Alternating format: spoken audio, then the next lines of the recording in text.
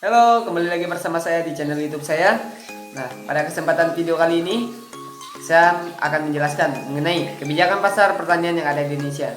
Namun sebelum lebih jauh saya menjelaskan mengenai kebijakan pasar pertanian yang ada di Indonesia, saya minta dukungan teman-teman untuk subscribe channel ini dengan menekan tombol subscribe berwarna merah di bawah ini dan nyalakan lonceng notifikasinya agar setiap kali saya mengupload video teman-teman tahu mengenai uploadan terbaru mengenai video di channel YouTube saya. Dan jangan lupa like, komen, dan share di media sosial kalian. Selamat menyaksikan, enjoy. Nah teman-teman, kita akan masuk ke pokok pembahasan kita pada kesempatan video kali ini mengenai kebijakan pasar pertanian yang ada di Indonesia. Namun sebelum lebih jauh lagi kita masuk ke pokok pembahasan kita, alangkah lebih baiknya kita mengenal terlebih dahulu apa sih yang dimaksud dengan kebijakan. Nah, kebijakan adalah rangkaian konsep dan asas yang menjadi pedoman dan dasar rencana dalam pelaksanaan suatu pekerjaan, kepemimpinan, dan cara bertindak. Nah, istilah ini dapat diterapkan pada pemerintahan, organisasi, kelompok sektor swasta, serta individu. Nah, untuk kebijakan pertaniannya itu sendiri menjelaskan serangkaian hukum terkait pertanian domestik dan impor hasil pertanian. Pemerintah pada umumnya mengimplementasikan kebijakan pertanian dengan tujuan untuk mencapai tujuan tertentu di dalam pasar produk pertanian domestik.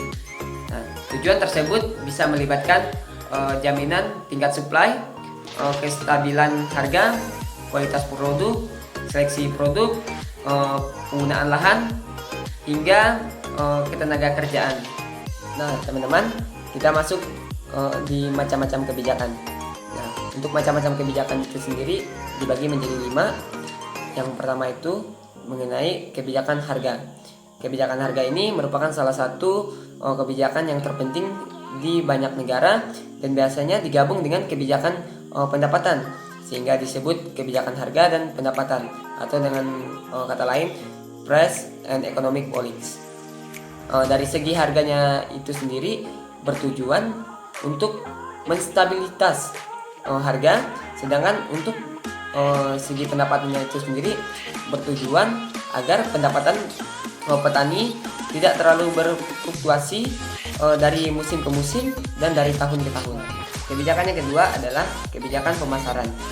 Di samping kebijakan harga, untuk melindungi petani produsen, pemerintah dapat mengeluarkan kebijakan-kebijakan khusus dalam kelembagaan perdagangan dengan tujuan yang sama, tetapi dengan tekanan pada perubahan mata rantai pemasaran dari produsen ke konsumen, dengan tujuan utama untuk memperkuat daya saing petaninya. Itu yang ketiga adalah kebijakan struktural.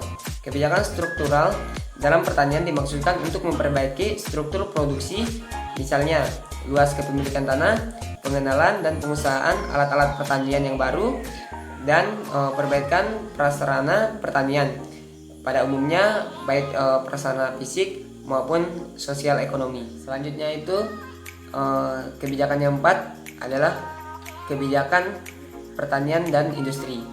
Nah, untuk kebijakan pertanian dan industri ini sendiri itu berbeda ya teman-teman kebijakannya. Mengapa demikian? Karena seperti yang kita ketahui bahwa pertanian itu memproduksi bahan-bahan makanan pokok dan bahan-bahan mentah.